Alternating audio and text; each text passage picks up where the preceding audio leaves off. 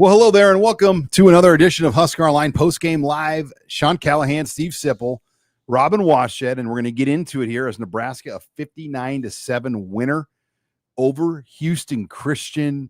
But before we do that, we're again brought to you by the beverage sponsor of the show, Zipline. Hopefully on this hot day, you're enjoying a Zipline. Robin, I even got one of the juice box ales or the juice box hard sodas here ready to roll. Because you got a big night coming up. I'm going to the concert. Yeah, get rock on, Cody Johnson. I hope I can still see the fight. I was going to say, that's the big night. We got Bud tonight. But anyway, back to Zipline. Fall camp. It's Fest Beer season at Zipline right now. And remember, on September 27th, mark your calendar at the West O Tap Room for their October Fest celebration. There will be food, live music, giveaways, commemorative glasses, plenty of fun. Admission is free. Don't fight all the downtown crowds and parking headaches. Football fans will have you covered too. The Alabama, Georgia, Oregon, Penn State, all the big games on the screens. That's at Zipline on West O Street, September 27th. Their October Fest celebration. But let's get into this. The starters for Nebraska guys played 2 quarters. Dylan Raiola finishes the game 15-21 for 222. Emmett Johnson, 13 carries, 78 yards, 2 scores. Dane Key goes 104 yards in the game itself. And Isaiah Hunter just had 1 catch in the game for 16 yards. It was a big day for Cortez Mills. He had 98 yards in kind of a reserve role. But Nebraska's top offense again looks sharp. Nebraska, no turnovers again, and could have easily had a shutout for the second week in a row. They did break down, though, and gave up a 45-yard run that took away the chance of the shutout. Nebraska did what was expected, looked pretty sharp in doing it, not perfect. There's some imperfections, and there's a lot of nitpicking going on, which is it's good. It's good when you're nitpicking after a 59-7 win. You would say, are they ready for Michigan? I don't know. I don't know that. I would say this, though. I get the sense that they've done all they can to get ready for Michigan. We've seen it play out before our eyes for 3 games. And as Matt Rule said, guys, after beating a Power 4 team and then blowing out 2 teams, that's really all he can ask of his guys. Beat a Power 4 team in the opener in a tough game and blew out Akron and blew out Houston Christian and never were threatened in either of those games, either of those blowouts. So I'd say the coach is right. That's about all you can ask of your guys, right? Yeah, I thought non-con went about as well as Nebraska could have hoped because, I mean, they won the Cincinnati game down in Arrowhead where they had to, go on the road, even though it was technically a home game. They had to go away from their home stadium and do that whole routine and play a Power 4 opponent, and then they won late. They won when it mattered the most, and they had to make the big play at the end, and they did it, which was something that has been plaguing this program for far too long. And then they followed that up with 2 blowout victories where you're pulling your starters by halftime or midway through the third quarter, and you're getting significant live game experience to basically your entire roster outside of Archie Wilson. And you're getting a ton of growth and experience for your program from top to bottom, and doing so and win to where you're correcting mistakes and issues in 50-point victories as opposed to anything else. So, I think as far as what this non-con season was supposed to be, Nebraska got everything that it wanted and more out of it. Yeah, and TJ Lateef, guys, second week in a row, he looked outstanding. He was 5 of 5 for 126. I can't remember a number 2 that has come in 2 weeks in a row. A, that's gotten that much playing time. B, that's looked that good. He was 6 of 7 last week. So do that math. That's a good start. That's a good start to your 11 of 12. 11 of 12. I would say today, I'd be interested in what you guys think. Really little resistance today. He was sharp. I'm just going to lay it on the line here. I just don't know how much you benefit from it. They were really overmatched. Houston Christian was really overmatched, but it's still, you have to execute. You have to make the throws. So no, it was good. It was good. I mean, TJ's look good. Yeah, game reps are game reps. Yeah. And for a true freshman to come in and not just get that experience, but have that type of success, I mean, I don't care what the situation or the opponent is. Like, that's going to do wonders for your confidence to where you feel different coming out of it now with those first 2 games of experience than you did going into the season. So you can say what you want, but, you know, for his opportunity and, you know, the chance that he got, I thought he capitalized on it and then some. He did. Well, and everybody in college football plays games like this now. Like, people can't act like Nebraska is the only team that plays FCS opponents. This is a pretty common occurrence now for everybody to play one game like this. Because if you don't have this game in Akron, how do you develop your roster? How do you get guys going? It's not unique at all. It's not. So it is what it is. And I think it hurt that it was so hot today too. You know, I felt bad for Houston Christian. I mean, they were on the east side. No shade, no fans.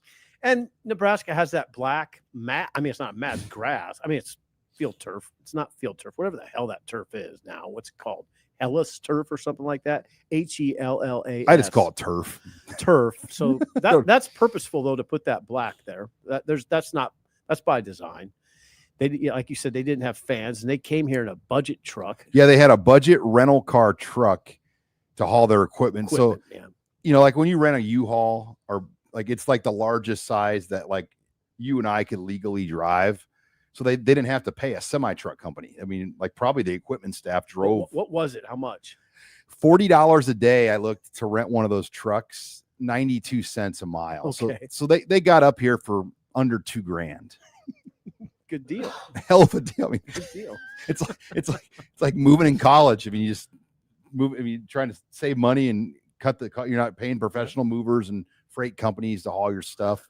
I thought what happened with Houston Christian, and you guys watch the game closely. We watch every snap. I just think they got caught. They're so small up front on defense, right? They just don't have enough up front on defense for a team like Nebraska. No. I thought their running backs were good. That's what we had heard. Yeah, that's what we heard. Number 10 and number 24. Zyshawn Edwards. Yeah, he's 24. No, yep. And he had 82 yards, and then Evans had 39. I really like 24. Now, we were talking like, okay, teams are going to look at him, but he's only 5'9", 180. I don't know. I'm not. 5'9", How big was Amir Abdullah? Yeah. He got to be 205, though.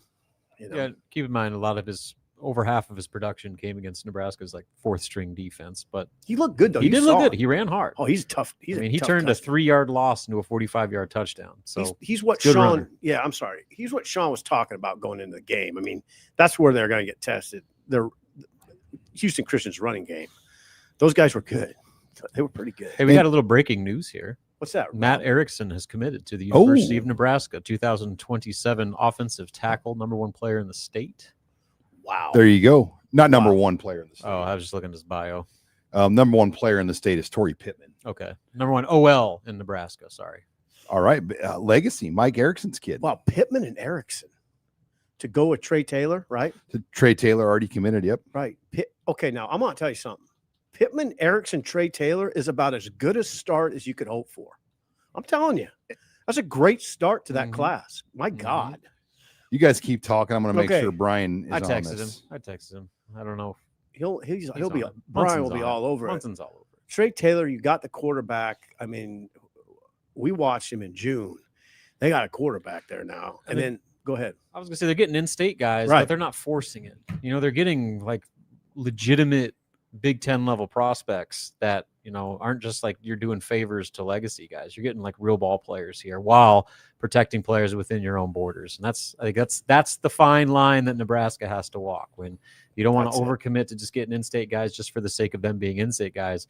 But if they can help you, you better get them. And they've got the 2 best players in the state so far. All right. Yeah. And they didn't turn you away. We've seen Nebraska get turned away by in-state guys. Right, Sean? Oh, there's no doubt. I mean, they've lost a couple that they've wanted. I mean, Donovan Jones's brother picked Iowa. This big. So that 2027 class, to get those 3 guys to start it off is major news. Well, it just kind of like quiets down any skeptics. Exactly. because there's a large group of players in the state going D1 this year, and only one is going to Nebraska. So, there's a lot of chatter that, these kids Nebraska to take. Well, Nebraska got the 2 they wanted for next year already. Yeah. So that's big time to get Matt Erickson's commit. Wow. Well, we got a lot of super chats. Before we get to that, again, we're brought to you by Zipline. Hope you're enjoying one with us on this hot day. I'm drinking a Fest beer. Robin's got an IPA, and we've got Zipline no IPAs anymore. He's back no to more Zip West Lights. Coast. Sticking with the lights. How's your jaw? My mouth is fine. Everything's good. These are really good, and I'm really happy to be drinking it because what did it get? Was it 93? It was hot. I mean, the heat index had to be up there. And I think an 11 a.m. game is almost hotter than a 2:30 because the way the sun just hangs out above it all day. It just where a 2:30, you kind of get some relief at some point. Yeah. So I don't disagree. We're also brought to you by Applebee's. Okay. We've heard from many that have already gone in and taken advantage of the deal we've got, the Huskers offer. Just tell your server at Applebee's Huskers. They'll give you 6 free boneless wings with a $10 purchase. That's at Applebee's locations in Lincoln, North Platte, Scottsbluff, Kearney, Sidney, Grand Island, New York, and Columbus. Hopefully all the Applebee's in Lincoln right now are just full of people eating free wings from Steve Sipple. Yeah, and contemplating the Michigan game. Mm-hmm. As they should. Yeah. But on to Michigan. Also lots of great deals at Applebee's. The Pick 3 apps, Pick 3 sauces, trio for $14.99. There's 80,000 combinations. Wow. Applebee's has something for everyone. They have half-price apps Monday through Friday, 3 to 6, and every day, 9 to close. Wings, mozzarella sticks, pretzels, you name it, all half off. But again, mention the word Huskers to your server in Lincoln, North Platte, Scottsbluff, Kearney, Sidney, Grand Island, York, and Columbus. A $10 purchase will get you 6 free boneless wings. It's fun there. It's fun at Applebee's. It's a good place to watch. I think it's a pretty good place to watch games. Those mozzarella sticks are real, and their wings are good.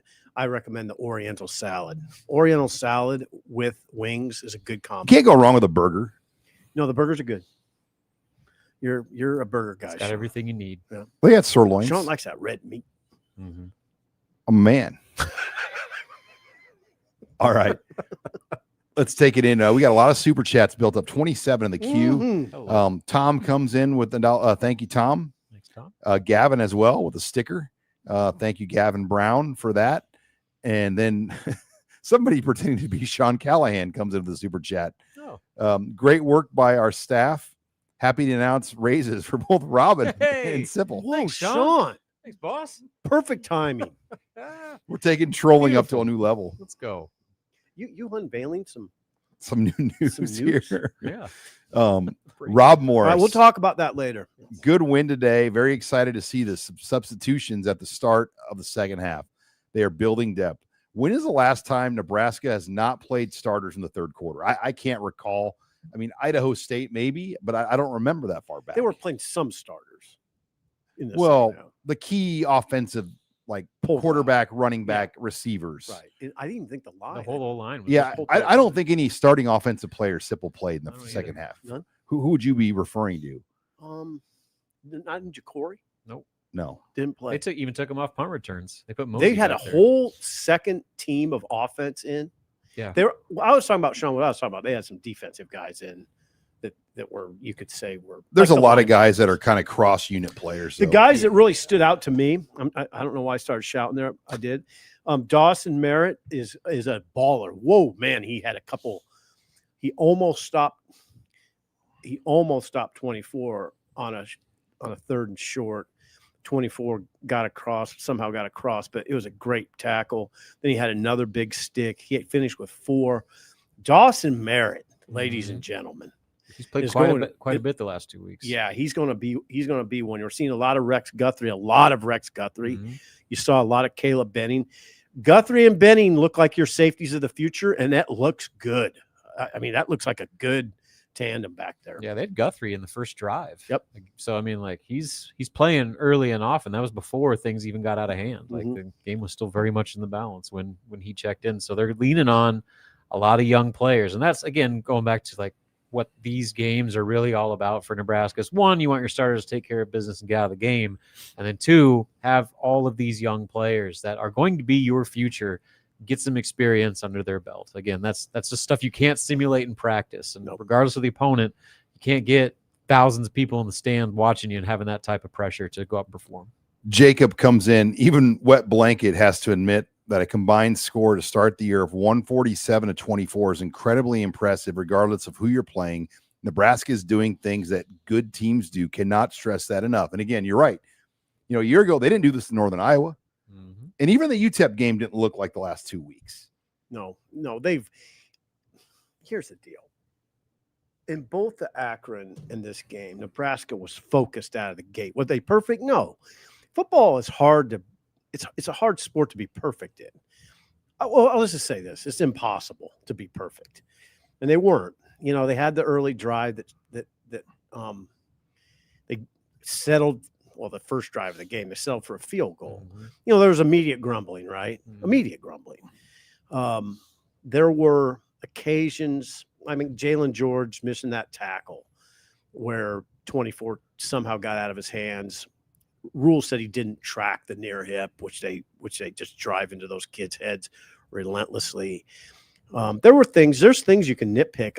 Rule said the coverage was soft at times. Mm-hmm. Saw some soft coverage, but the guy threw for 67 yards. Jake Weir, 67 yards. Would they only complete average 6 yards per completion? So they were completing passes, 11 of them, but they were all underneath for minimal gains. And another thing I thought that Rule himself pointed as one of the things that frustrated him the most was the lack of playmaking out of the scramble drills. Yeah, when the quarterbacks are getting out of the pocket, right? There's nowhere to go because receivers aren't getting open. Receivers aren't open. They don't have that chemistry yet. Where when the play breaks down, you have just kind of backyard football going on, where QB and the receiver just rely on instincts to make plays. So that's very much a work in progress. That again, I think that's something they probably need to improve once Big Ten play comes along. All right, let's keep the super chats moving. Erlen Meyer 71. The offense looks so much better under Holgerson. How many more years do you think he will stick around? Go Big Red, beat Meat Chicken. What do you think, Sean? Well, I would think at least with Dylan. But again, what are the opportunities that come his way? You can't predict that. No. And, what head coaching jobs will open that might be interested in him? What NFL coordinator job maybe? Or, you just don't know what his agent and him have in mind. I'm in the year-by-year mode with Holgerson. Just take it a year at a time, hope for the best. Dylan is a big factor in that discussion. He went to Dylan in the offseason and said, Dylan, are you staying? And Dylan said, yeah. And he goes, okay, I'll be here. So that tells you how important Dylan is to this equation. Mm-hmm. Dylan will be here next year because you're pretty safe, right, in saying that? You'd think so. This whole what do you do? How many more? Why do people worry about that? They like what it looks like. Yeah, it's a good, and if he leaves, it's a good thing. It tells you that he's doing a good job, that a really good job has come his way, right? I can't say it's a good thing until I know who they would have to replace it. But yeah, last year, nobody would have predicted Tony White would have left. Right. And it happened pretty quickly. Right. Sean, I wouldn't sign off on saying it's a good thing until I know who replaces him. Holgerson is about as good as it gets. Oh, and he got into Cortez Mills. We were watching that. Something happened on that. And he comes off the sidelines, and he really got on Cortez Mills about something. These guys are driven. You could see it there, and you could see Dylan, or you could see Lateef getting into Carter Nelson at one point. What are you doing? It's good. It's good. I like that. Yeah, they're up 50-7 or whatever the hell was it. And yeah, it's a good picture. I like the overall picture. It's not perfect, but I like the overall picture. All right, Vader Prime from London. Hello from London. Whoa. I've been following the Huskers since mid-'80s. Even saw them play at Memorial a couple times during the 90s. Love this year's team and love this coaching staff. Go Big Red. Wow. Is that 10 pounds, Robin? Yeah. Why don't you ask me? I believe so. Why don't you ask me? I went over to your desk today, and there was just loose change laying around your whole desk. There's 3 hats, a pile of peanut crumbs. It's a work area. Pigsty. Serious work going on over there. Sean. Wild animals are living over there. There's just peanut crumbs. Major point. Use Kleenexes. It's just like a honey badger den over there. All right. RJ Bacani. It's been fun beating bad teams, but I'm ready to beat a good team. How do we feel about going into next week? How do you feel? I still worry about the defense like everybody else. Like, do they have enough muscle to win up front on defense? How about on offense? Do they have enough muscle? Because you're right. I think the run game has left a little bit to be desired. Thank you. A lot of singles, not very many doubles, not very many triples, definitely no home runs. You know what it looks like to me? Remember Cincinnati when we were talking about running Emmett 25 times and throwing to him 7? I think that's what Michigan's going to look like. Well, I think that's what they need to do against Michigan. They got him rest these last 2 weeks. Okay. You got him rest these last 2 weeks. Now I think I don't know. You guys don't have to agree with me. I think now you got to lean on him. 25 carries against Michigan is not out of the question. No. In a game of this magnitude, I mean, I think all bets are off. Like, you're not, I mean, this is such an important game that if you win it, then all of a sudden the entire tone of your season takes another step. So yeah, I mean, if you use whoever you need to use as much as you need to use them, and that Emmett Johnson's right at the top of that list, especially just given how much of a crapshoot the rest of that running back room is. Mekhi Nelson didn't even play today, and as Matt Rule said, it was because of a coach's decision. He was available. He suited up. So he was available. Yeah, he was. Matt Rule made it clear he was available to play. He didn't play. They didn't want to play him early, and then the game kind of got out of hand that they wanted to give some of the other guys, like Kenneth Williams, a chance. And so unusual coach's scratch from the lineup with that's Mekhi curious. Nelson. And that was the guy that everybody assumed was your clear number 2. So now what we seem to have some clarity is now wide open again. Well, it's curious. The thing that makes sense, Sean and Rob, is that Rule kind of disclosed today that he not only had a hamstring injury in preseason camp, he had one this summer. So he's coming off 2 hamstrings. One explanation would be they're in catch-up mode with him. He needs to get work. This was an ideal day to get him work. His numbers were good, but would you agree there's a big gap between Emmett and the 2s? Huge, Matt. I would say a sizable. I mean, I would even say at quarterback, the gap from Latif to Raiola is not as big as the gap from Emmett to the next running back. Agree or disagree? That's debatable, but yeah, I'd say I disagree respectfully, Sean. So I think there's a big gap. There's a big gap, but I would feel better with Latif in as a number 2 than the number 2 running back situation. Yeah, you might when you put it that way. Because Latif can run. Yeah. We just haven't seen him against much, you know. I do miss the element of a true running quarterback, though, and you see what Latif brings. It changes the night, but it does. You also get your quarterback hurt a lot more, and you fumble a lot more. And his ability to process, and I was talking to someone before the game who knows all this stuff, and the freedom that Dylan gets at the line of scrimmage, I would term it incredible. Mm-hmm. I mean, what he has what they trust him to do each play, there can't be a quarterback in America. Yeah, I would say it's basically his game. It's as open to him as any quarterback in the country. I'm telling you guys, it's almost like he's calling the game. And it's almost like Rule and his staff kind of like use that as a recruiting pitch. Like, hey, he came in here to be the guy. Like, we allow our players that freedom. We trust our players to make those types of decisions and have that type of control of the offense. And I think they almost like have a sense of pride in it. But I don't think they'd be able to do it without Dylan's understanding of the game. Yeah, you're not giving Latif that. Latif seems to be in that same look a lot where the 2 running backs are side by side. Mm-hmm. I mean, they kind of they tandem them up with those running. And I like that look. I do too. It kind of reminds you, we were joking, Tim Beck. Yeah, it does. Just kind of reminds you Takes of like you back. The Tim Beck. Well, he did that diamond formation. The diamond. You guys love the diamond. I mean, that was like a voodoo potion. God, you guys love the diamond. Because it worked like every time. I know. You'd have Aaron Green, Braylon Hurd, and Amir Abdullah in a diamond behind Taylor Martinez. And then somebody would just squirt open. It was crazy. Oh, better times.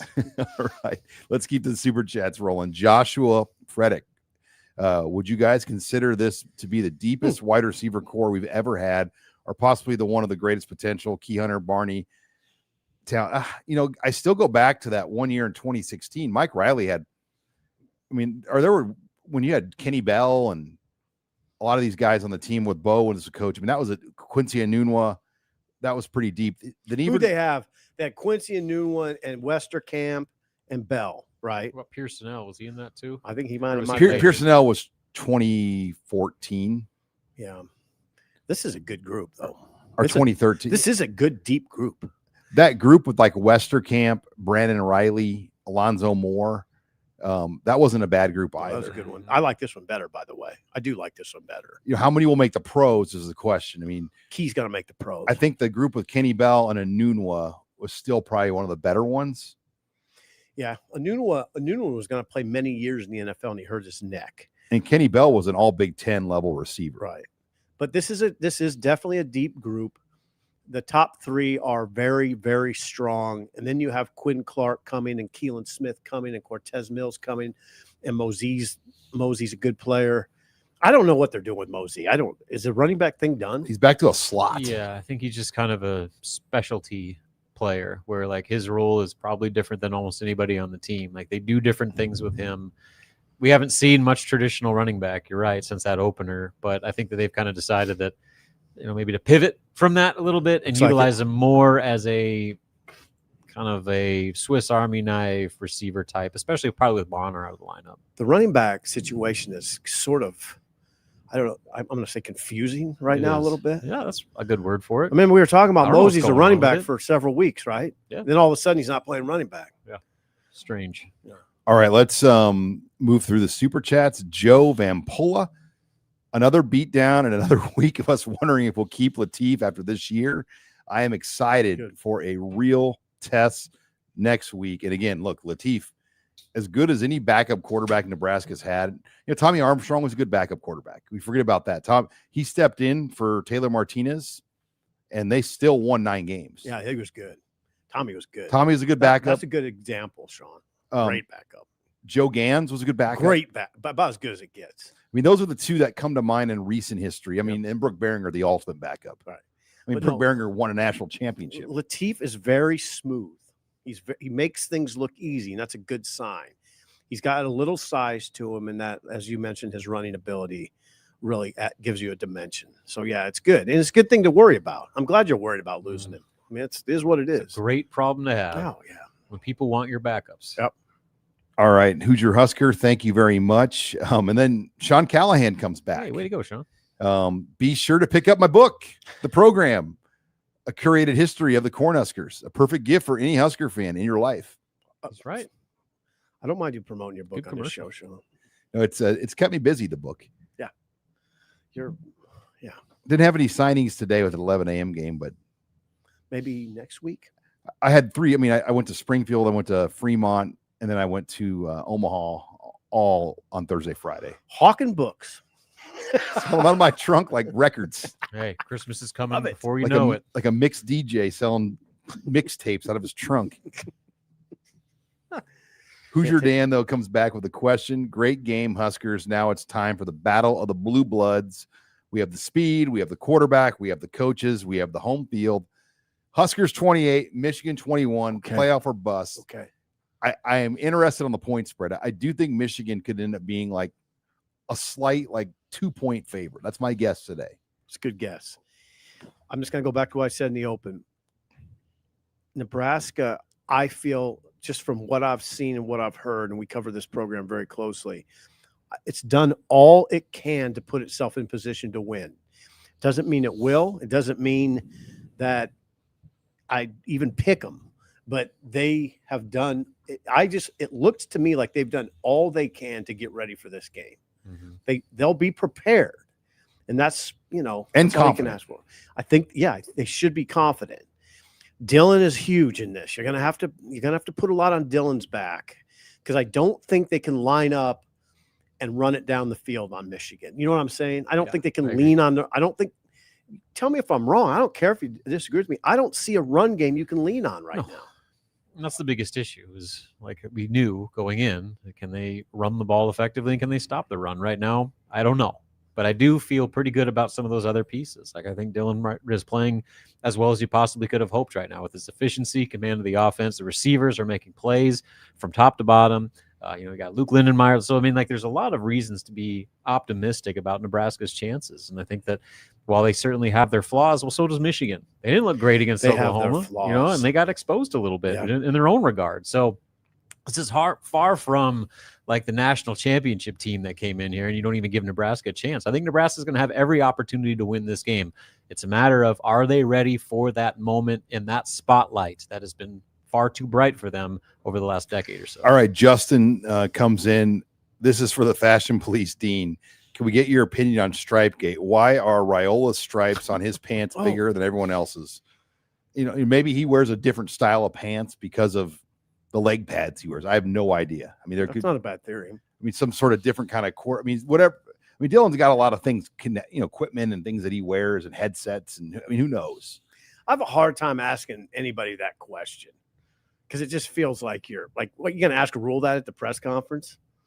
Maybe, I guess you could, but it just seems like you're going into Coach, weird. can you talk about Dylan's pants? What about Dylan's glasses? He doesn't wear glasses, but he wears glasses. Fashion glasses. The fashion glasses. All right, before we could ask Dylan that question at the podium. Before we get into our next set of super chats, again, we're brought to you by Zipline. It's the place to go, by the way, on Friday nights before home games. So next week before Michigan, head out to Zipline in Fallbrook. The marching band, the mascots, the spirit squad all come out to Zipline. They play music.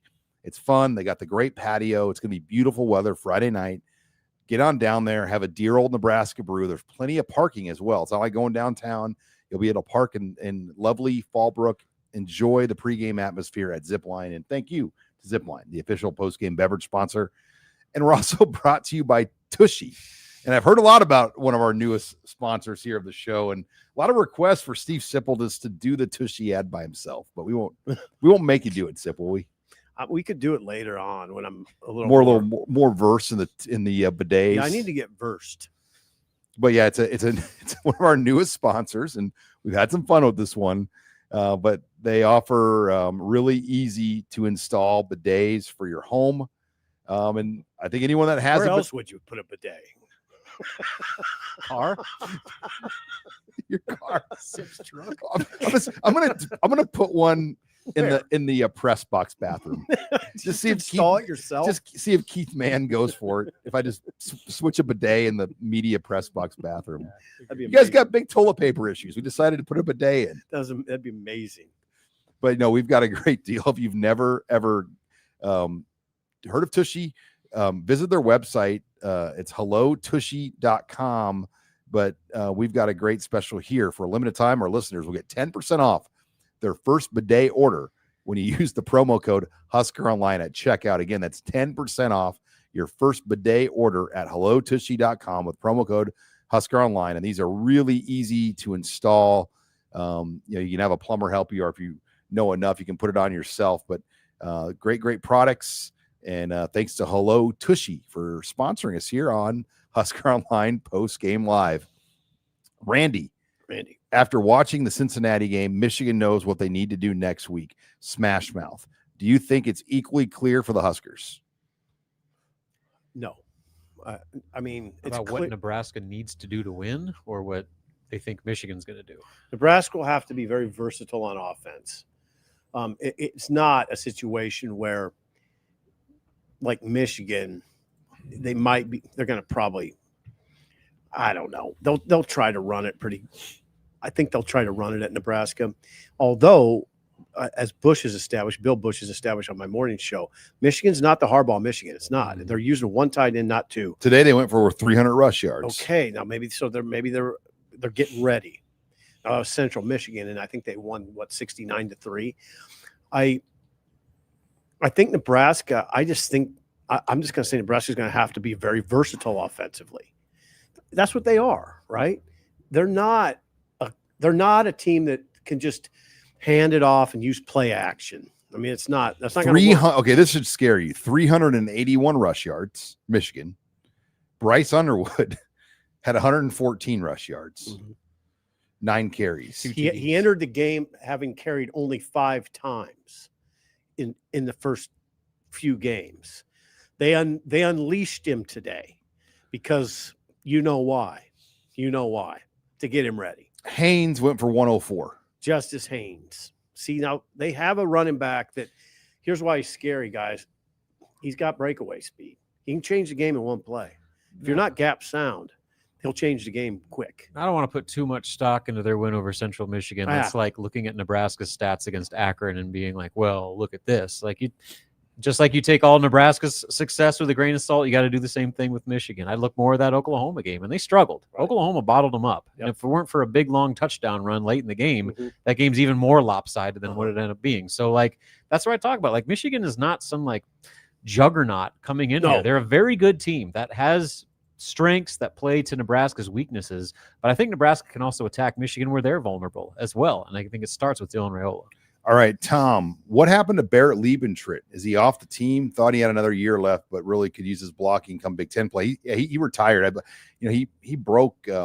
He suffered a pretty major injury last year. He has like a broke his back. Well, I hate to say broke his back. That would suggest that he's in a paralyzed, but he's broke a bone in his back. So he walked away. Today at fullback. Did I understand? Caden Eckernock line up at fullback at one time, at least once.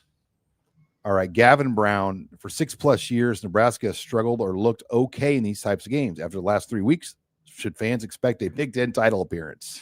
I'm not going that pump far. The brakes on that. Right. But I agree, they looked significantly better than okay. Like last year, they looked okay against UTEP.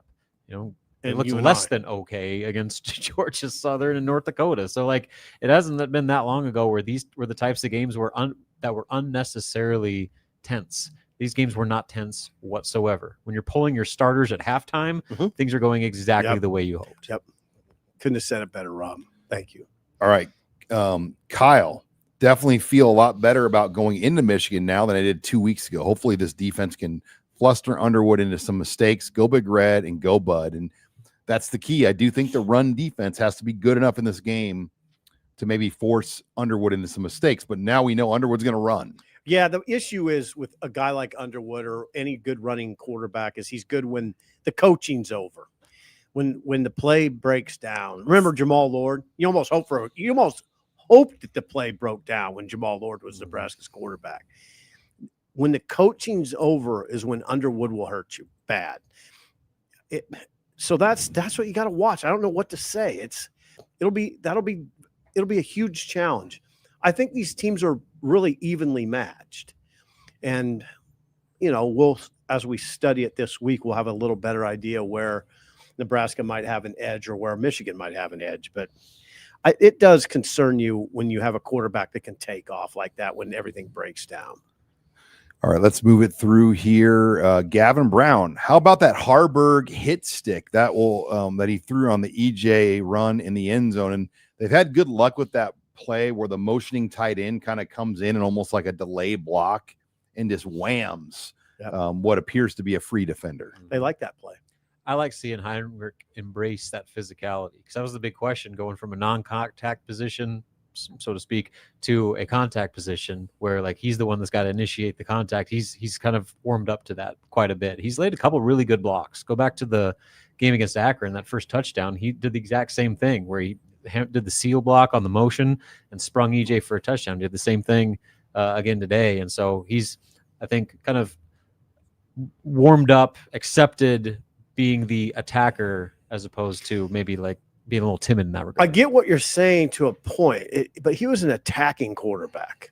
I mean, that's what I said, kind of. Like in general, quarterbacks try not to get hit. Oh, he tried. I mean, he would go into contact like a wrecking ball. I mean, so I think it's more, Rob, I think it's just more about learning the position, learn how to block, the footwork involved, all of that. He looks pretty good playing that position. Carter Nelson continues to be a curious tight end question. I mean, again, he was out there today. It just doesn't really seem like he has a fit right now. No, they don't go to him. Yeah, right? He's playing. They don't go to him. No one's going to him. Right. They don't. The ball doesn't go his way. So I don't know. Maybe they're waiting. Maybe he's a surprise factor on Saturday against. Could Michigan. A 4-game red shirt happen after Michigan? You have to. I mean, I don't know. I mean, I just don't know. I don't either. You'd have to know how he feels right now, how his legs are. So that's been a mystery. Today that continues to be a mystery, and then Mekhi Nelson was a mystery today. Especially go back 2 weeks ago when I think it was Matt Rule or Dana Holgerson themselves said that this is going to be a huge opportunity for Carter Nelson. You know, when Bonner went down, Carter Nelson was at the top of their list of guys that were going to step in and help fill that void, and he's been a non-factor. Some of it they just can't get everybody involved. They have a lot of guys. Hey, think about it. How many guys caught balls against Cincinnati? Then how many guys caught balls against Akron? Double digits. Today, there wasn't as many today, right? 1, 2, 3, 4, 5, 6, 7, 8, 9, 10, 11. Okay. You go 3 straight games with double-digit receivers catching balls. You know what that tells you? That your quarterback is operating the playbook at a high level. Because what's he not doing? He's not just zoning in on a few guys. He's not just zoning in on a few guys that he feels comfortable with. He's using everything at his disposal, which tells you he's very comfortable in the offense. That is what that tells you. That he's very comfortable with the progression, the progressions in the entirety of the offense. All right. If you're just joining us right now, we've got 1,262 online. Give us a like, by the way. Somebody in the comments said we have just 75 likes on the show. Give the show a like. Let's pump up the likes. Let's get more viewers in the show. Let's try to get up to 2,000. We've done 2,000 this year. Let's try to get 2,000. We can do it, Sip. Of course, smash that like button. All right. Hey, by the way, these are great. Who's taking these photos? Ken Jusek, our photographer. Those are good photos. Red Ben 88. Okay. Now let's fully dive into how we feel going into next week. Go Big Red. Much love for the whole Husker Online crew. And look, I think we all feel good about Nebraska's offense. And I think the special teams are much improved. 2 weeks in a row, though, without seeing Archie Wilson. I didn't realize. Did you see him go in for the victory formation? I did not. I didn't. I was in the post-game room. Archie Wilson came in the game for the victory formation. Nice. It was just one snap. How do we feel? Okay, you say you feel good about the offense. You definitely feel better about special teams. And I'm not worried. Am I worried about Archie Wilson? No, he already sort of proved at Arrowhead that the moment he was fine with that moment. And if you're fine in Arrowhead in that situation, yeah, that stage and when punts were happening, not worried. The point of the game, that's as much pressure as he's going to face. Not worried. Defense, of course, it's the same discussion. I'll tell you what they're doing though is they're using a lot of guys. They're really rotating. It's I like that approach. You've seen Cade Petchak play now a lot. I don't know how many snaps he got today, but what do you think? 20 plus? Probably. Gabe Moore has become a factor. Now he went down. I think that he walked off. I got to think that might've been cramps. Gabe Moore's just a big plugger. But you're just seeing them shuttle guys in and out. And I guess that's going to be the strategy, right? Here's another thing that we talked about during the game is like with Nebraska's starters leaving the game, midway through the third quarter against Akron, most of them checking out of the game at halftime today.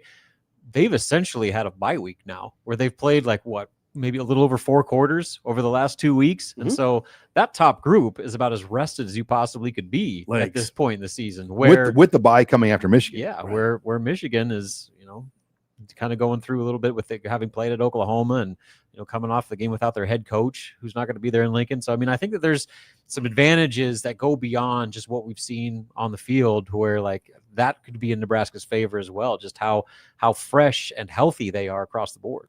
All right, let's keep the super chats moving. Sips, hello, Tushy. Latif's touchdown bomb to Mills had my face looking like Sips' first time using a bidet. I wonder what my face would have looked like. Just I used that emoji in the Caribbean one time. Got the job done. That was the guy. Mills had 10 yards on the guy, but Latif did lay it in there. Didn't underthrow it. Right. Yeah. He laid it in there into the wind. Was the wind blowing much at that point? I think it probably was. So Latif, that was a beautiful throw. It was. All right. Let's move through the super chats. Gabe. Ooh, Gabe. Is that a trick name? Gabe Owners? Yes.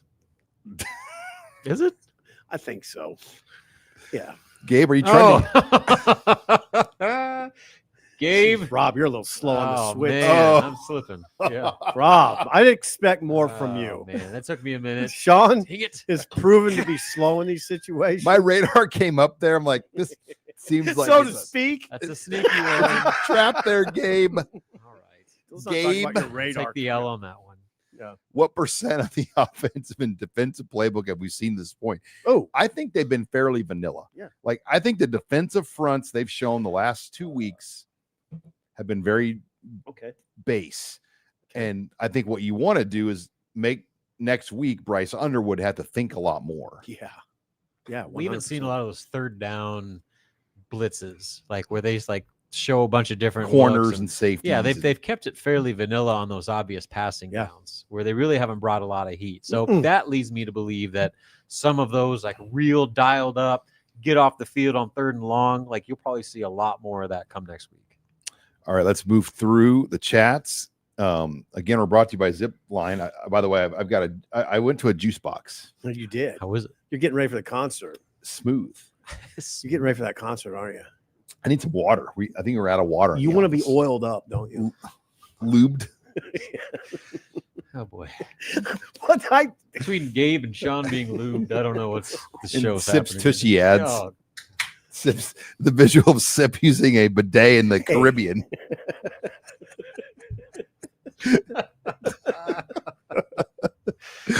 oh God. All right. All right. Barbados. Get this thing under control. The Barbados bidet. Kevin Robinson, Sorsby versus NU, 13 of 25, 69 yards. Since good stats here by Kevin, by the way. Sorsby is 32 of 39 for 586, 8 touchdowns in 6 quarters. Hey, Who'd they play today? Northwestern State. Here's Sorsby's line. 15 of 15 for 253 yards and 5 touchdowns.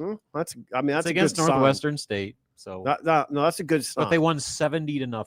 It's a good sign.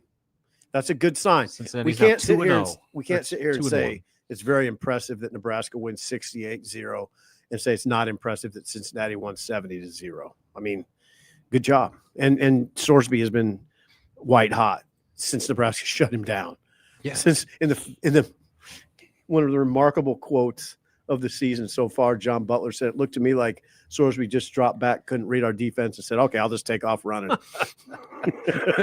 Started running the high school offense. yeah. Tim Gillick comes in. Tim Gillick.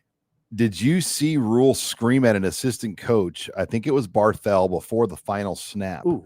What was that about? I didn't see it. Also, the post-game handshake seemed intense and extra long. Any insight? No. I listened to Jason Bachtel after the game, and he has a ton of respect for Matt Rule. In fact, his comments were, I don't know why that's not a top 25 team because he thinks they will be there essentially. Yeah, he showed respect. Yeah, they have Nebraska worked his camp in Houston Christian. Yep. I didn't see Rule scream at anybody. I wasn't watching though, right. Tim. So I wasn't. I was writing. So it could be anything. And you know what? If he did, I like it kind of. I mean, he's intense right now. Rule. That's how Saban was. Coaching his ass off. He's coaching his ass off. That's what he's doing. And he's not, you know what he's not? You know what Rule's not doing? He's not basking in this.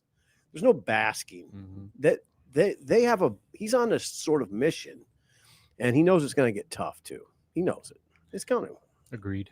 All right. Go Big Ready, one of our great listeners, a great safe there, Sean. Great. No, he's one of the best TikTokers around. Happy almost anniversary of meeting Robin at the press box 3-0. Yeah, it was a chance meeting, hanging out in the press box sports bar patio. When? Almost anniversary. I don't know, a couple years ago maybe. Okay, it was a while ago. But anyway, Eddie stopped by, said hello, chatted him up for a little bit. Thank you, Rob. Ooh, Gabe's Thanks, back, man. guys. Don't say it again. Gabe Froman.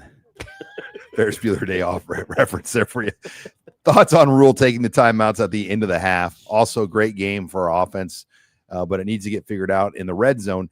I think he took the timeouts because he wanted to execute a 2-minute situation. He wanted Dylan to get that rep. You only get that rep 1 time or 2 times a game. Right, and it looked like they need work on it. Yeah. I mean, it didn't go well. It didn't go well. No, they had a bad 2-minute offense at the end of the first half. So it's a great situational drill in a game, and you can't simulate that. No, I don't have my play-by-play in front of me. I think they were penalized. And then it just didn't look good.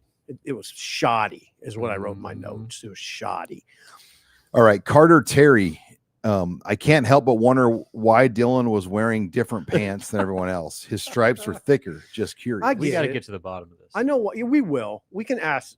That's a question at the end of Dylan's appearance on Tuesday. You can towards the tail end. You can ask him that. Yes, I'm sure somebody's going to text us and let us know. I'd kind of like to know. I didn't pay attention that close to like. Really I saw it on our photos. To the size of the stripe. Yeah, I saw it on our photos. Gavin Brown, thank you. Sipple's wind pants comes in. Thank you. And I got some wind pants. Sipple's Mando stick. So we've had Sipple's bidet, Sipple's wind pants, and Sipple's Mando stick. Yeah, I got some wind pants I wear in the morning sometimes. So your deodorant has super chatted you, your bidet, and now your wind pants. I don't think you guys have seen those. There's some George Gervin wind pants. I think they're my brothers in high school. Nice. They're crazy old. I mean, they're sweet though. Yeah. But Sipple's Mando stick. Someone pit check my main man Sipple and make sure he has his Mando on the scorcher. I went Mando today. Did you? Oh, heavy? Yeah. Heavy Mando? This is a Mando day. The sport one. Are you going home before this big Kobe Johnson concert? Walking next door to Hero 88. You got kind of a day, Sean. That's kind of a day. That's every day.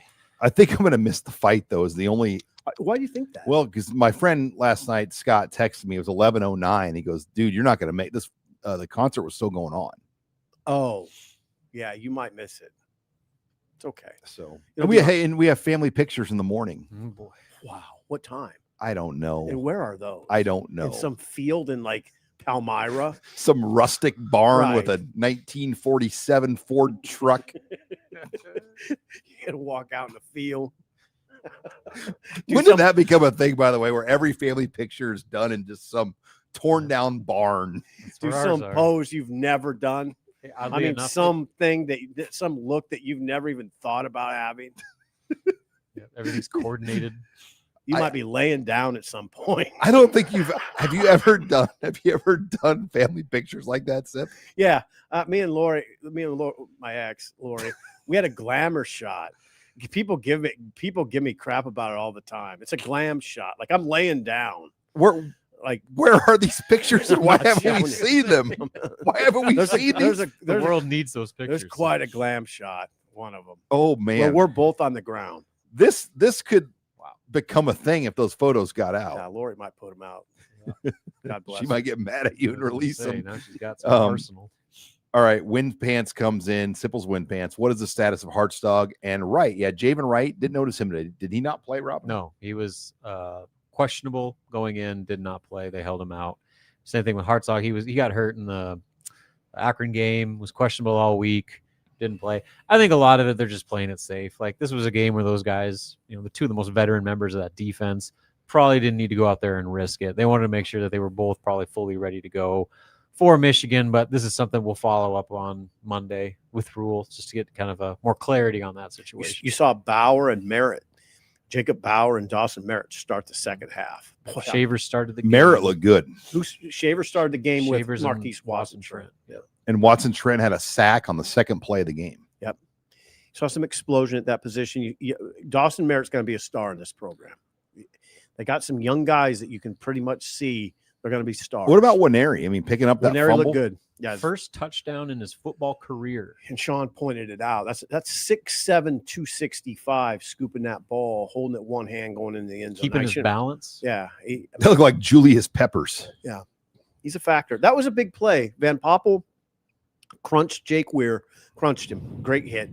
Ball dislodged. And it's an athletic play to scoop that ball up and go. All right, Jacob comes in. I'd rather beat these teams by over 100 combined than be in a nip and tuck ball game like Texas is right now with UTEP. And, there you go. He makes a great point. Texas right now with UTEP was only up, I believe, 14-3 at half. Oh, yeah. It's 14-3 third quarter. That's not good. No, that's a bad sign. Arch Wilson, 69-yard passing right now. Arch Manning, hello. Arch Manning, Shawnee. I said Wilson. Yeah. Not Manning, Nebraska. Sorry. Hey, that's not a good sign for Texas. You're familiar with UTEP. That guy has his work cut out for him down there. Yeah, we got to hang out with Scotty Walden and Jason Bachtel on the same day. We did. That's right. Yeah, it was. Or no, second. Well, Scotty worked the Houston Christian camp. He was That's there. right. Yeah, that's right. I'll be damned. Carter Owens, our old intern, comes in. Carter, Your favorite former intern. He's got a spell. Is Carter drinking? Maybe. Your favorite loves seeing the number 2s right away in the second half. How about Genital? Oh, we get caught on that one. Good job, Carter. Oh, was there somebody I don't know named Genital that we probably come on, Big Horse. What are you doing? What's Big Horse doing? He's out. He's probably on the rooftop of Barry's right now. He's probably got his shirt off. Or his button way down. Yeah. Oh, it's unbuttoned. He's got the button up that is completely unbuttoned. Button up your shirt. The other Dave comes in. Did Ives overtake Nelson for number 2? Looks like it. Today he did. I just don't know the deal with Nelson. What's going on there? Yeah, I don't either. So to re-explain it, Matt Rule says it was a coach's decision. Healthy, available to play, chose not to play him. I feel like they don't really have a true number 2. Yeah, it doesn't seem nope. Like whoever would have gotten 14 carries would have had a day similar to Ives, in my opinion. Ives was running through wide open running lanes like that. Anybody probably could. I mean, Ives doesn't look bad, but he looks like a clear number 2. I mean, again today, and he was the clear number 2 going into camp. He was. Steve Holman, how about the Noweri scoop and score? Yes, it was an excellent play to see him get going. And I think these 3 games have been big for him because he played a 4-game redshirt last year and it was limited snaps at Missouri. I mean, I'm talking like the most he played in a game was maybe 10 or 15 snaps. So for Noweri, the last 3 weeks have really helped him grow. He's a no-nonsense guy, Rob. I'll bet you the Missouri fans that laughed him out of Columbia are not enjoying those highlights, watching him prance into the end zone. Let's see that. Let's see next week what that looks like. Big. See, that's the beauty. That's the beauty of Michigan. All the questions you have in your mind, a lot of them will be answered. Not all of them, but a lot of them. A lot of Kansas City players on the field, though, when you think about it, for Nebraska: Merritt, Nwaneri, Mosey. I mean, those 3 particularly. Those are 3 good ones. McCullough. Yeah, those are 3 critical players. 4. Next week, Michigan will have Andrew Sprague, who was at Rockhurst. He was a high-ranked 4-star O lineman. I mean, so in terms of like Kansas City talent, I mean, there's gonna be a lot of good former high school type players on the field from Kansas Blair Kirchhoff, once upon a time, would have came up here for the Kansas City Star. That would have been a good story. Kansas City in the spotlight in this game. It is. That's those players are all in the spotlight. That freaks me out to think like how big Nebraska used to be that the Kansas City Star would almost come to every home game regularly. Like come to spring games. I mean, he'd be at spring. Blair's a good friend too. He's great to see. Talented writer. Yeah, he's at Arrowhead for that game. When they're in the Big 12, remember Rob? Blair would be up here all the time, like a beat writer. Well, his son played baseball for Nebraska. Yeah. His son fell in love with this place. Big Red rules. Dowdell should have been paid Pritchett money. We would have been fine with him. Hopefully the staff remembers that when it comes time for Latif. Hey, don't open that can of worms because then you got to talk about Sharmar Brown too. Marty Brown. Yeah, because Dowdell last week didn't do much against Ole Miss. Do you have a day today? I don't. I haven't looked. I have to look.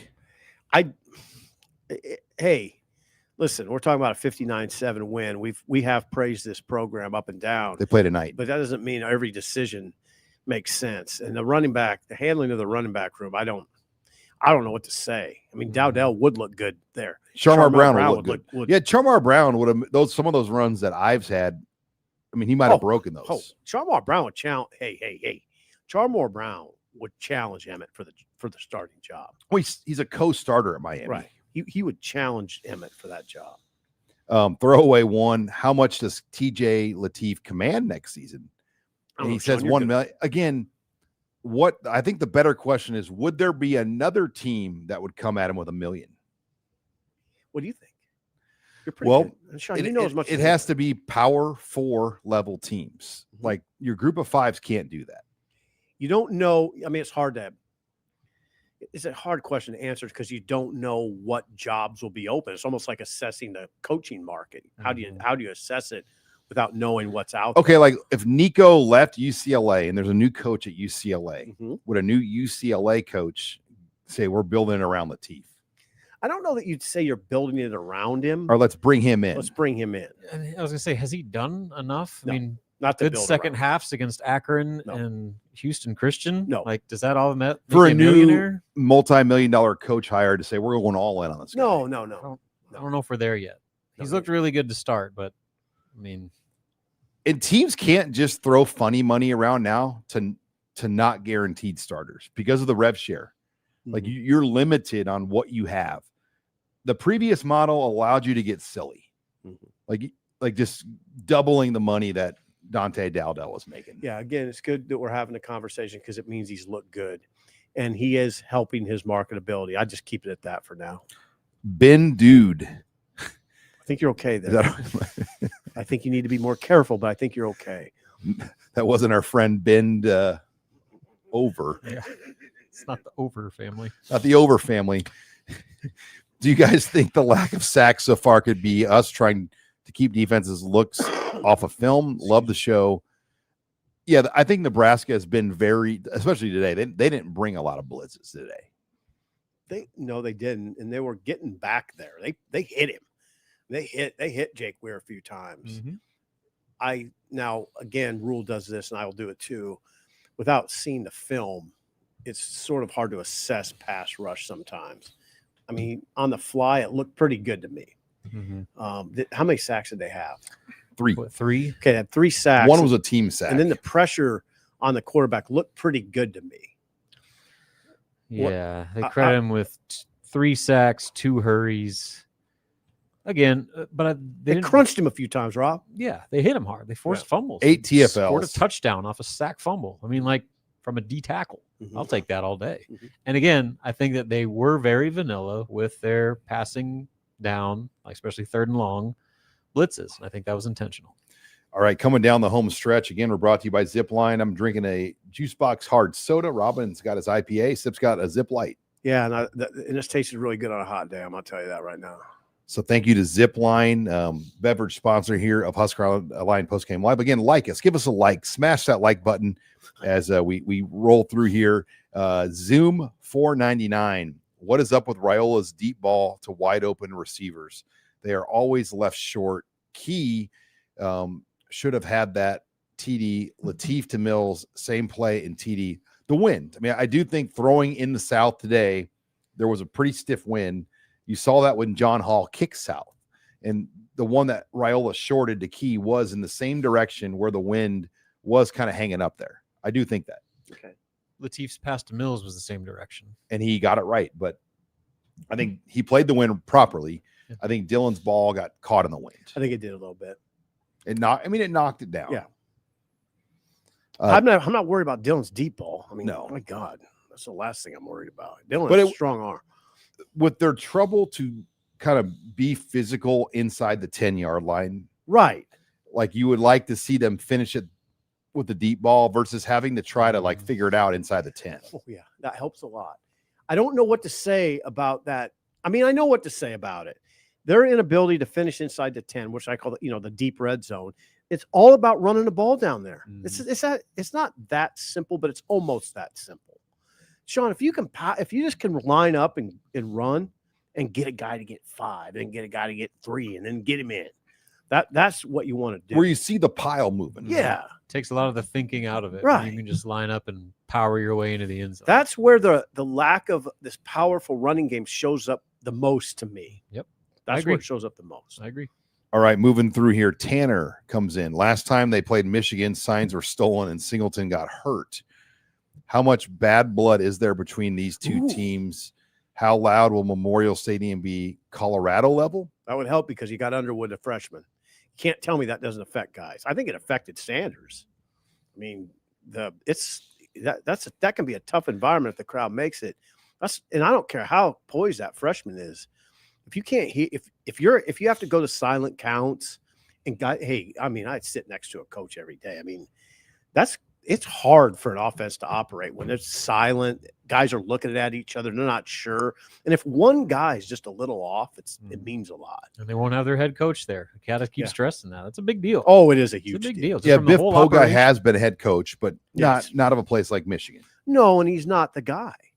I just keep saying, now you had a great point the other day. I keep saying take Rule off the sideline. It's major, but Nebraska does have Dana Holgerson, which helps. But even then, if you take Rule off, it's not the same program. I mean, it's just not the same at all, right?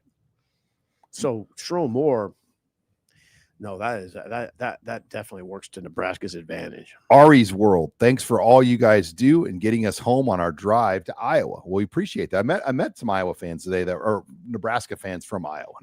Hey, thanks for having us on. Shout out to my friend Drew and his boys driving home to Iowa also. Well, hey, thank you, Ari, and drive home safe, guys.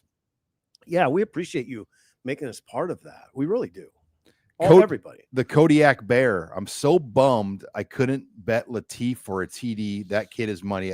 So evidently prop bets today must not have had Latif, Robin. Interesting. Yeah, that seems like a no-brainer in this game, especially because you knew he was going to see the field early and they were going to try to get him going. And that would have been a no-brainer bet. Unfortunate you couldn't have cashed in on that, Kodiak. Kevin Robinson, I'm not too worried about moving the ball versus Michigan with our pass defense, though. Load the box and keep Underwood in the pocket on pass plays. The DBs will take care of the rest. Helps. Hey, Kevin, that's a great point. I mean, you have a good secondary. You don't have to overdo it back there. So you can keep a guy, keep the numbers. I'll say keep the numbers balanced. And that helps with the running quarterback. Did you spy on Underwood? You put a spy on him. I don't know. Don't do that. I used to laugh at that, but I've noticed when watching other games, it happens. Basically, keep your linebackers dropped versus like rushing. Yeah. But sometimes it'll just be a pure spy, Sean. Yeah, they didn't against Sorsby. Nope. So I don't know. Maybe they correct off that. You can't have Michigan's going to watch Cincinnati use tempo. Cincinnati went to tempo in the second half. Nebraska just didn't respond very well. Michigan's going to see that. They went fast tempo. They did. Now, will Michigan do that and get Nebraska off balance? It's all on tape, so you got to watch it. I guarantee Nebraska's worked on that. All right, let's move through. Jacob, if Nebraska wins the Natty, I will get a tattoo of that glamour shot from Sip. That would be quite a tattoo. Post the whole photo. I'm calling Lori to get that glamour shot. Yes, please do. I'm not releasing it. I want to see you at some rustic barn. I'm not in a rustic barn, but I got all my hair. That'd freak you out. I got all my hair, and I weigh, and I'll tell you this, I'll describe it a little bit. Got all my hair, and I probably weighed 210. Hey, so I was about 35 pounds heavier than I am now. I was big. I had a big old face on me. You find that picture. All right, Anthony comes in. I hope you guys appreciate how blessed you are. You make a living discussing Husker football while buzzed up on Zipline. Hey. Great fun show. Are we obviously buzzed? We're not. I mean, we're on beer 1.5. I'm a beer and a half in. I hope I'm not. I'm beer and a half too. I'm drinking hard soda, by the way. But to Anthony's point, we are blessed. #blessed. Yeah, it was a good day. I mean, it was kind of fun, right? Sean, you seemed a little stressed at times. No, I wasn't. What was I stressed about? You're giving me hell up there about something. What was it? What was he giving me hell about? Well, I get up to the press box. Oh, boy. And we go. Sipple's got a paper plate, 2 cups of half coffee cup. Yeah, it's true. And Sipple brings a mouse pad and a mouse in the work area. And it's all laid out everywhere. There's paperwork. They got like 4 spots. And I was like, what are you doing, dude? Something during the game got Sean, though. I mean, it's not Abby, who was not there today. She brings like this computer lift thing. Apparatus. She's got like a whole station. Yeah. You got a lot going on in your staff, Sean. You got to manage a lot. James Brown, thanks for the great show, as always, guys. And then Sipple's glamour photo. Paint me like one of your French girls. Titanic reference. I'm trying for the life of me. I can't think what Sean got after me about in the second half. Don't you remember? I don't. This is what I know, though. Oh, I know what it was. When 24 spun out of Jalen George's grasp and went 45, I was kind of grousing about it. And Sean got after me on that. Like, simple. It's 52-7 or, whatever it was, Well, they were in the right call. Yeah. Guy didn't make the play. They're in the right call. As we wrap it up, though, 3 things I've learned today. Nebraska's number 1. They're 3-0. Number 2, Sipple had glamour shots done. Yep. Number 3, Sipple used a bidet in the Caribbean. Yeah, Barbados. This is all really good information that we're going to use for probably years. I went to the bidet. There was an option. And there's probably lots of people right now pulling into Applebee's getting their boneless wings. I hope so. I really hope so. Or they're going to Zipline. I mean, what a perfect day to do it after the game. Oh, yeah. Go in there and get a nice margarita. They got good margaritas. I've done it. They're good. The wings, I've had their wings. They're good. I've said 4 times I like their Oriental salad with what are those things they put on them, Rob? Chow mein noodles. Yeah. Chow mein noodles are always fresh. They're good. All right. Well, big week ahead, guys. Appreciate everybody that joined us. I think we topped out around 1,300 live viewers. So hello, solid show here. Nebraska 3-0, 59-7 winners. Thanks again to Zipline, the official beverage sponsor as well of Husker Online Postgame Live. For Steve Sipple, Robin Washett, I'm Sean Callahan. Thank you for joining us.